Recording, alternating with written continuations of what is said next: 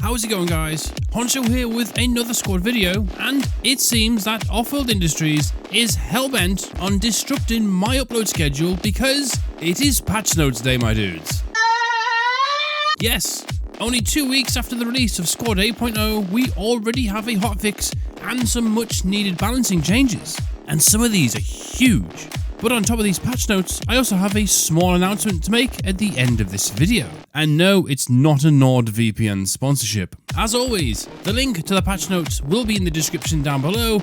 Oh, and hit that subscribe button on your way down there if you haven't already. Okay, let's get right on into this, and the first one is a big one. Giggity. For the US Armed Forces and Turkish Land Forces, the M1064A3 M120 mortar vehicle, they have made some changes.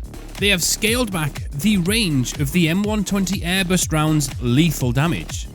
These rounds now have a much smaller lethal radius, but have a larger wounding radius as a trade-off. But more importantly, they've decreased the maximum firing range from 3,600 meters to 2,000. Again, as a trade-off, the minimum firing range has also been decreased from 650 to 370. The load time of each round has been changed from 3 seconds to 5, and they've increased their minutes of angle dispersion for all rounds. And finally, they've increased the cost of ammo from 30 to 50 ammo points per round. But let's face it, 9 times out of 10 these things get rearmed at main anyway. This is a huge change, and in all honesty, a really good one. As it stood, these vehicles could just sit by main, literally meters away from protection, yeet out all of their shells, and dip back into safety of main protection without being challenged. And as a server owner, the amount of main camping problems that these vehicles have caused has been a right pain in the arse, so I'm glad to see these have been changed. Next up, they have added ATGM tutorial text to Jensen's range. Now, I'm going off preliminary patch notes here, but I may have kinda accidentally leaked this by accident in my 8.0 patch notes video. I'm not 100% sure, but if it is what I think it is, it's a dedicated ATGM firing range with a whole host of different things to fire at, with all ATGMs available.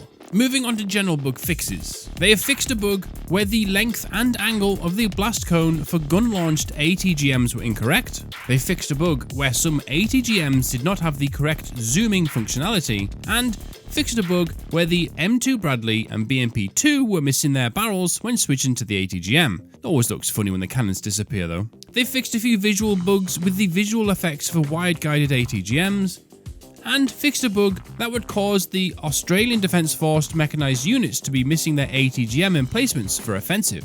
They now have access to place one tow per fob. I'm pretty sure another faction has got this same bug, but I can't remember who it is. They fixed a bug where Middle Eastern Alliance and all 3 PLA faction units only had 1 hat kit available instead of 2. Glad this one's been sorted because that is a huge asset missing from the team.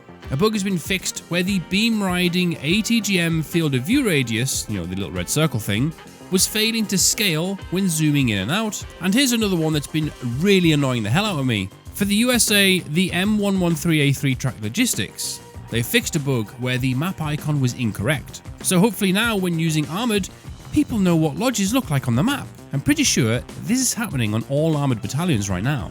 For the Russian Ground Forces BMP-2M tracked IFV, they've replaced the cornet reticle with a new one that doesn't look so similar to the ATGM field of view indicator.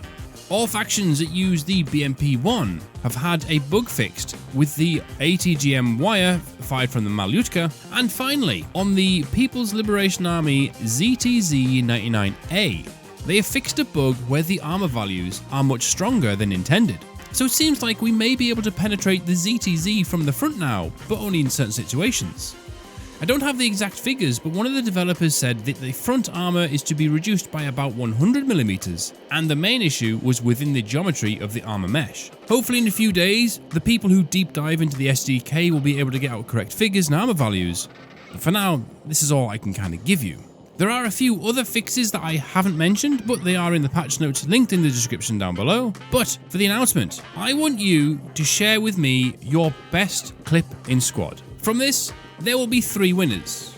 1 chosen by myself, 1 chosen by the Dead on Dismount staff, and 1 chosen by you guys. Winners will receive a code for the new Clash Pack skin pack and 3 months whitelist on my squad server, Dead on Dismount. How to enter? Simply upload your clip to this section here in the Dead on Dismount Discord. You can either upload directly or by posting a link to YouTube or something like that. Naturally, you must own the clip. I don't see any stuff stolen from Reddit, no copyright music, and you only get 1 entry, so post your best. But it can be anything from something really stupid to something really epic. Entries will be open till the 13th of July. From there, I will cherry pick the best, compile them into a video, which will be posted here on YouTube the 16th of July, with the winners announced on Saturday the 20th of July in a YouTube post and announced in the Dead on Dismount Discord. If this proves popular enough, I will make this a regular thing and maybe up the prizes. Anyway, that's all for today's video. Thank you all for watching. Don't forget to subscribe for more squad guides, gameplay and updates. Take care, and I'll catch you on my next video or in my server. Good night.